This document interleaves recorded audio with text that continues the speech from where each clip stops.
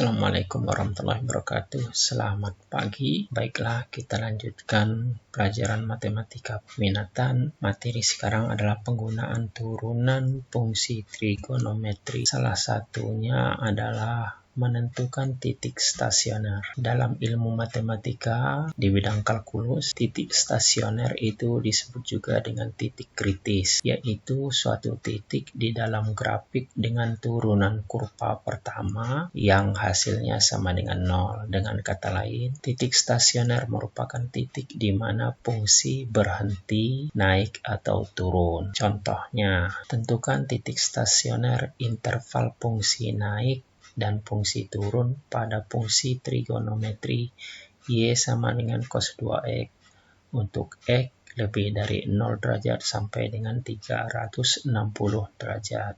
Nah, kita jawab. Y sama dengan cos 2X ini kita turunkan, maka turunannya adalah Y aksen sama dengan min 2 sin 2X. Ini sudah paham ya, karena minggu yang lalu atau 2 minggu yang lalu kita sudah belajar tentang turunan fungsi trigonometri. Nah, selanjutnya kita tentukan titik stasioner. Syarat untuk menentukan titik stasioner Y aksen sama dengan 0. Sama aja, berarti min 2 sin 2X sama dengan 0. Masing-masing dibagi min 2, maka dia hasilnya sin 2X sama dengan 0. Nah, sin 2X sama dengan 0 ini kita buat dengan persamaan trigonometri. Ketemu dia adalah sin 2X sama dengan 0, sin 0, dan sin 2X sama dengan sin 180. Nah, waktu di kelas 11 pada saat trigonometri, maka persamaan ini kita ubah menjadi 2X sama dengan 0 dikali K, 2X sama dengan 0 ditambah K kali 360 derajat, maka X sama dengan 0 ditambah K kali 180 derajat, masing-masing dibagi dengan 2. Nah, untuk K sama dengan 0, maka ketemu X sama dengan 0 derajat. Untuk K sama dengan 1, maka ketemu X sama dengan 180 derajat. Kemudian, persamaan kedua adalah sin 2X sama dengan sin 180.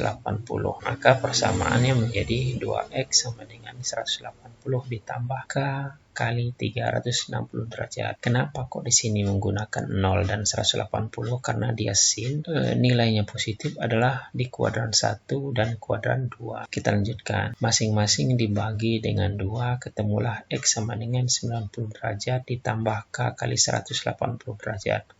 Untuk K sama dengan 0, maka diperoleh X sama dengan 90 derajat. Untuk K sama dengan 1, maka diperoleh X sama dengan 270 derajat. Maka ketemulah titik stasionernya ada 4, yaitu 0 derajat, 90 derajat, 180 derajat, dan 270 derajat.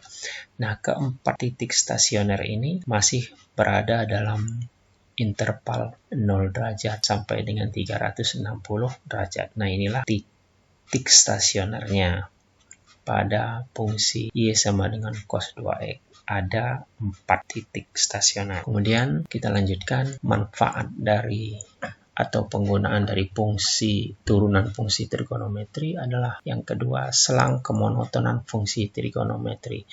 Maksudnya mencari fungsi naik atau fungsi turun pada fungsi trigonometri. Nah, teorema kemonotonan yaitu andaikan f suatu fungsi kontinu pada interval selang, ini maksudnya selang ya, interval, dan dapat diturunkan atau diferensialkan pada setiap titik dari interval tersebut.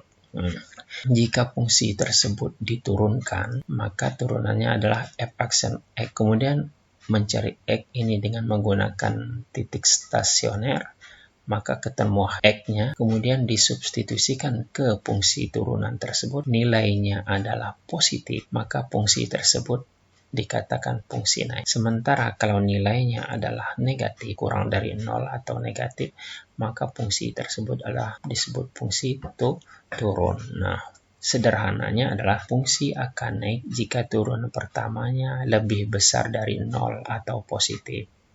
Dan fungsi akan turun jika turunan pertamanya adalah lebih kecil dari 0 atau negatif.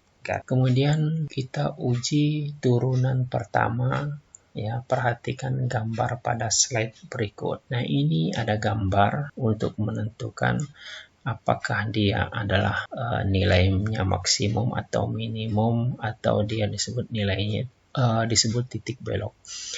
Lihat nomor 1 atau gambar 1. Ada ini kurva di mana di sini adalah X sama dengan A. Ini X sama dengan A ini adalah titik stasionernya. Kalau dia kurang dari A, kurvanya naik. Kemudian setelah dari A, kurvanya turun. Maka ini adalah dinamakan titik balik maksimum, yaitu perpindahan dari positif ke negatif f aksen X-nya, maka dia adalah titik balik maksimum. Sementara yang gambar nomor 2, sebelum A atau kurang dari A, fungsi turunannya adalah negatif, kemudian setelah atau lebih dari A, fungsi turunnya adalah nilainya positif.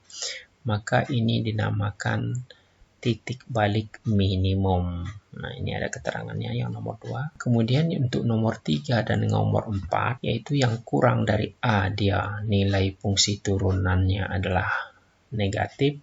Kemudian setelah melewati A atau lebih dari A, nilai fungsi turunan juga negatif, maka ini dinamakan titik belok. Demikian juga untuk yang nomor 4, ini dinamakan titik belok. Lihat tabel masing-masing.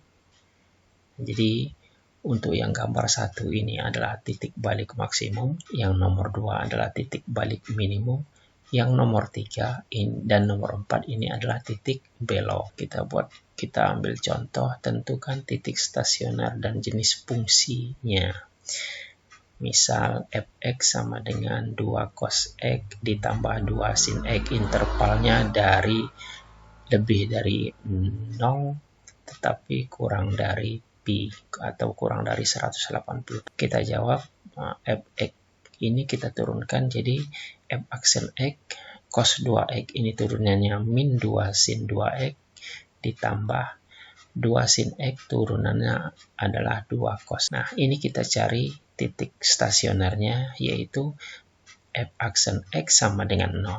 Sehingga min 2 sin 2x plus 2 cos x sama dengan 0. Sin 2x kita jabarkan, 2 sin x cos x, masing-masing ada cos x. Nah, 2 cos x-nya kita keluarkan, 2 cos x kita keluarkan, sehingga ini menjadi min 2 sin x.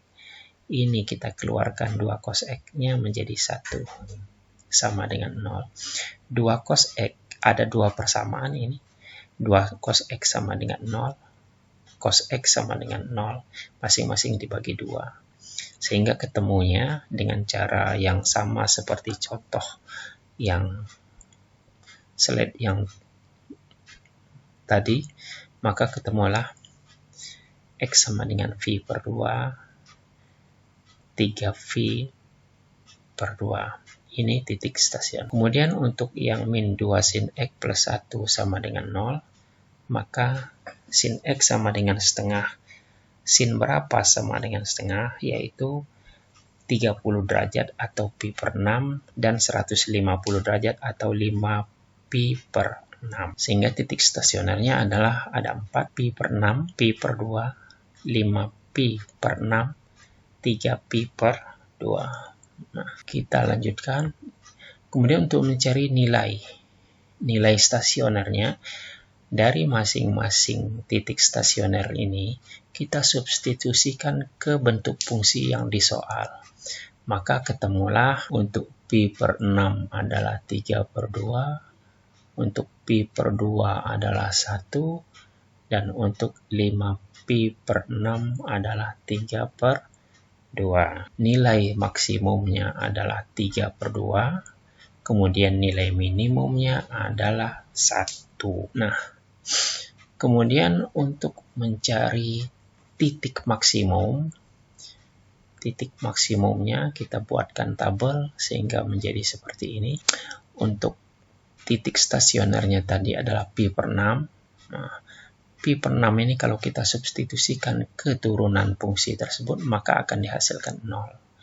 Nah, kurang dari pi per 6 kita substitusikan ke turunan fungsi. Misalkan kita ambil dari kurang dari pi per 6 itu kita misalkan ambil 0 derajat, kita substitusikan ke sini.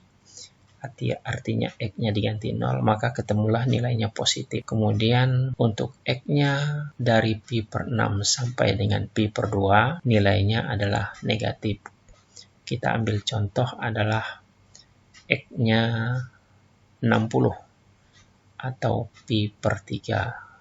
X ini kita ganti menjadi pi per 3, maka ketemulah dia nilainya min. Kemudian untuk X-nya kita ganti dengan pi per 2, fungsi ini X-nya kita ganti pi per 2, maka ketemulah 0. Kemudian X-nya kita ganti antara pi per 2 dengan 5 pi per 6, pi per 2 90, 5 pi per 6 adalah 150, pi per 2 adalah 90, 5 pi per 6 adalah 150. Kita misalkan ambil 120, X-nya kita ambil 120, 2 per 3 pi. Kita substitusikan ke sini, maka ketemulah nilainya positif. Kemudian untuk X sama dengan 5 pi per 6, kita substitusikan ke turunan fungsi, ketemu 0. Kemudian untuk X lebih dari 5 pi per 6 atau lebih dari 150, kita misalkan ambil 180 atau pi, kita substitusikan ke sini, maka ketemulah nilainya min. Nah, ini maksudnya apa? Dari pi, dari plus, kemudian 0 ini adalah titik stasioner, kemudian berubah menjadi min, dari plus berubah menjadi min, ini adalah titik balik maksimum seperti di tabel. Titik balik maksimum dari plus ke min. Kemudian dari min berubah menjadi plus, ya. Dari min ke titik stasioner, 0 ini menandakan bahwa dia titik stasioner, kemudian berubah menjadi positif, min berubah menjadi positif. Ini merupakan titik balik minimum. Demikian juga dari positif kemudian 0 dan berubah ke negatif, ini merupakan titik balik maksimum seperti yang di tabel beberapa slide yang lalu, ya. Nah, itu tentang titik stasioner dan jenisnya. Kemudian ini ada soal latihan, silahkan kalian kerjakan. Satu soal, diketahui fungsi fx sama dengan 3 sin x plus pi per 2. Untuk x-nya interval dari 0 sampai 2pi atau dari 0 sampai 360 derajat. Tentukanlah titik stasioner fungsi tersebut. Yang kedua, nilai stasioner fungsi tersebut. Selamat mencoba. Semoga berhasil. Saya cukupkan sampai sini. Assalamualaikum warahmatullahi wabarakatuh. Selamat pagi.